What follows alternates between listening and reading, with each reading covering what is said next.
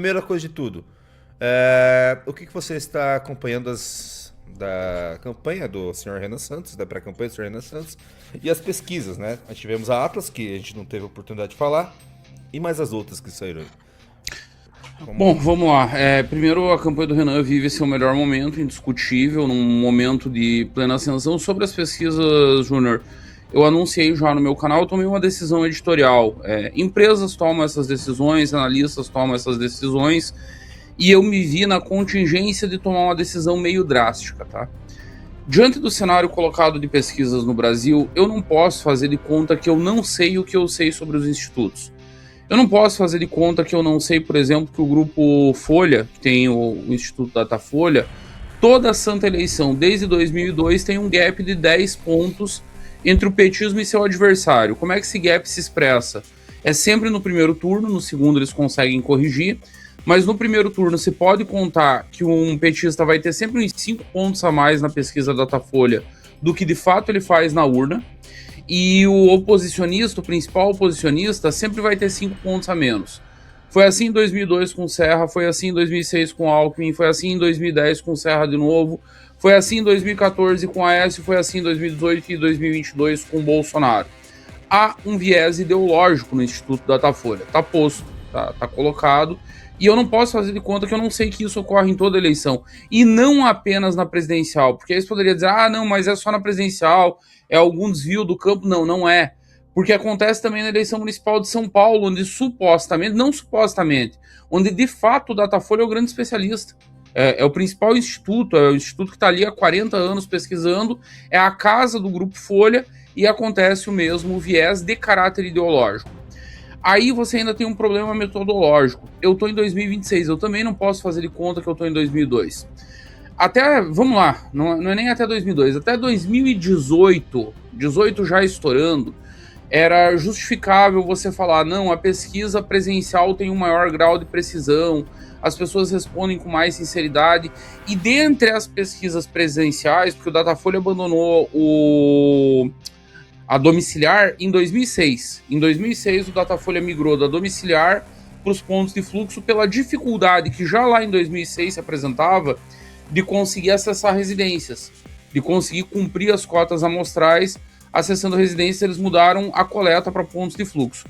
O Ibope manteve, até encerrar suas atividades, a coleta na domiciliar. Até 2018, eu concordaria que o presencial é melhor, o entrevistador está olhando, está anotando direitinho as respostas. Beleza, acontece que nós estamos em 2026, nós estamos num país em que a violência é epidêmica, ela toma, na verdade não é nem epidêmica, né? Ela é endêmica, é uma doença que já se incrustou no tecido social do país, as pessoas normalizaram e aprenderam jeitos de conviver com ela, não de curá-la. Então tem 50 mil homicídios por ano, tá tudo bem.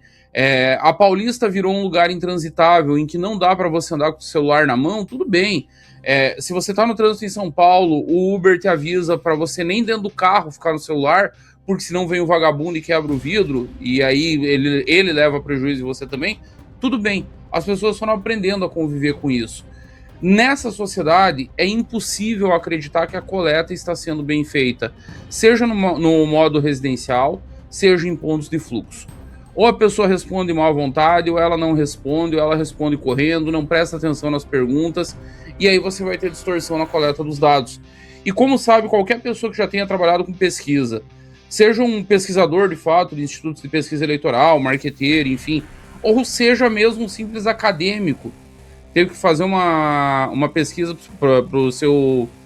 para sua dissertação no mestrado, para sua tese do doutorado, ele sabe que a qualidade da pesquisa, a qualidade do resultado, depende diretamente da qualidade dos dados. Se os dados são mal coletados, vai dar ruim. E aí, para piorar tudo, não bastando todo esse bolo de problemas metodológicos, de coleta, de metodologia ultrapassada, você ainda tem que lidar com situações como, por exemplo, acontece com o Felipe Nunes, do Instituto Quest. O cara é CEO do Instituto de Pesquisa, que presta serviços para a Rede Globo, e ao mesmo tempo ele vai para Faria Lima vender consultoria sobre prospecção eleitoral. Vai lá tentar prever o futuro. e só fala baboseira. E dentre as baboseiras, ele chega lá e garante que Zema é o único viável da terceira via, que o Renan Santos não ia engrenar nunca, que essa turma do MBL não tinha nem idade para disputar a presidência. E tudo isso baseado no eu acho, que é algo que me incomoda. Eu até falei sobre isso semana passada com o Andrei Romano da Atlas. O Carlos Augusto Montenegro, que era o dono do Ibope, criou uma coisa aqui no Brasil, que é o dono do instituto de pesquisa que passa a achar que é analista político. Não, não é. Você faz pesquisa e você, inclusive... Tanto você não é nem especialista em pesquisa, que você tem um estatístico lá responsável, é o cara que assina. Ele que diz que a metodologia está certa, que todas as cotas foram preenchidas, que o método foi aplicado corretamente, não é o dono. Dono de instituto de pesquisa não é analista político. Mas no Brasil criou-se essa figura do dono analista político, e o Felipe Nunes não é só dono e barra analista político. Não, ele presta consultoria. Ele vai na Globo, para quem ele presta serviço, com quem ele tem uma relação de negócios, levar o Zema pela mão porque ele acha que o Zema é o melhor candidato, porque ele quer promover o Zema. Como é que eu vou acreditar na pesquisa desse cara? Não dá, não dá. É virtualmente impossível eu acreditar na pesquisa desse cara. Diante de tudo que está colocado no mercado, eu fiz uma escolha, Júnior. Eu vou analisar a eleição até o final dessa eleição, vou analisar a pesquisa só com a Atlas. Larguei tudo de mão, não vou perder tempo com o Nexus. A Nexus que saiu hoje, inclusive, dando o Renan ali com 2 ou 3%, todo mundo empatado, basicamente. A Nexus é 75% de coleta na internet e 25% de telefone. Vou te dizer, se fosse uma grande amostra, talvez eu pudesse levar em consideração, como é o caso da Atlas, que usa amostras muito maiores do que os demais institutos para corrigir os vieses de fazer coleta só pela internet. Se fosse, talvez desse para levar a sério. Mas não dá, 25% de telefone, bicho. É óbvio que isso gera uma distorção grotesca no resultado final. Eu respondi uma pesquisa daquele Instituto Veritá, tem 3 semanas, foi uma meia hora. Daí essa semana, curiosamente, um menino que faz parte do meu clube respondeu uma no Rio de Janeiro, também na Veritá. 3 horas apertando 1, 2, 3, 4, 5, e tendo que escutar as opções, apertar, escutar, apertar. Eu não consigo levar uma coleta assim a sério. Eu vou levar a sério só a Atlas até o final da eleição. Mas e se o Renan cair 4 pontos na Atlas semana que vem? Eu vou olhar e vou dizer, paciência, caiu, acontece. Vou com a Atlas até o fim. A Atlas tá com track record, e foi justamente o que eu falei pro Andrei Romano no Twitter. Tem que deixar o track record falar. Tem que deixar os teus números e o que aparece nas urnas falarem por si. Você não tem que bancar o analista. Você faz pesquisa, você coleta dado e traz os números. A Atlas acertou na Hungria, a Atlas acertou nos Estados Unidos, a Atlas acertou na Argentina. E um outro detalhe que eu considero muito relevante sobre a Atlas, que está acontecendo em todos esses países, aconteceu na Hungria, aconteceu na Colômbia, aconteceu na Argentina, é a capacidade de chegar na onda antes dos demais institutos, antes de quem usa método tradicional, antes de quem vai para a rua, de quem tenta bater de porta em porta, de quem tenta coletar por telefone. A Atlas tem chegado antes nas ondas de opinião do que todos esses institutos tradicionais. Pela metodologia renovada, pela taxa de acerto nos outros países e pelo pouco viés, porque viés nulo não existe. E a Atlas tem um negócio engraçado que acontece com a Atlas, eu falo disso há alguns anos. Não existe indeciso na Atlas. Não existe pessoas sem opinião na Atlas. E há um motivo óbvio para isso.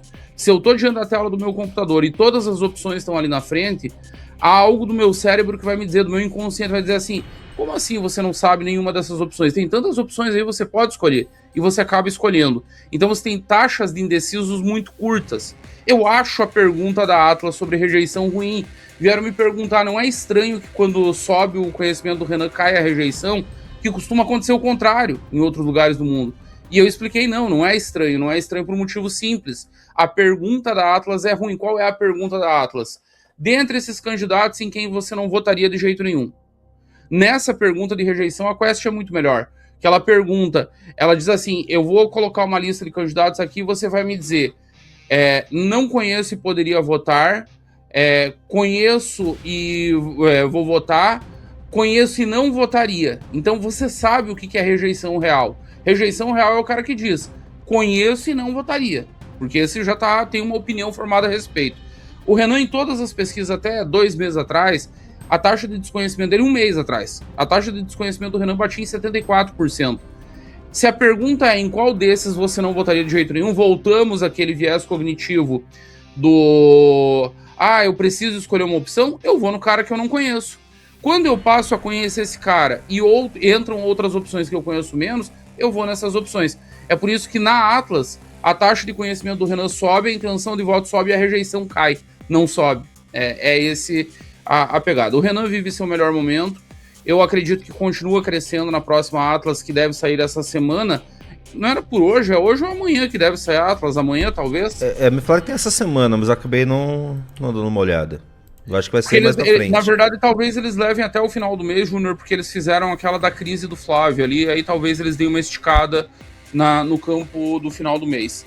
Eu acho que ele vai continuar crescendo, eu acho que ele vai chegar ali nos 7, talvez 8, estourando assim muito. Isso considerando o cenário principal, aquele que ele tem 6.9. Lembrando que no cenário mais provável, que é com o Fernando Haddad, Renan já marca 8.4. 8.4 já no cenário com o Fernando Haddad. Mas no cenário principal ainda com Lula, um Lula que inclusive está fazendo radioterapia de novo. No cenário principal com Lula eu acho que ele chega a 7, 7,5, estourando 8. É um grande momento e nós estamos muito perto de chegar no momento que vai virar multiplicação natural, aceleração natural. Quando passar dos 10%, aí começa o efeito multiplicador. Ainda não começou, a propósito. Para quem já está apavorado, se apavorem mais, porque nem começou o efeito multiplicador ainda.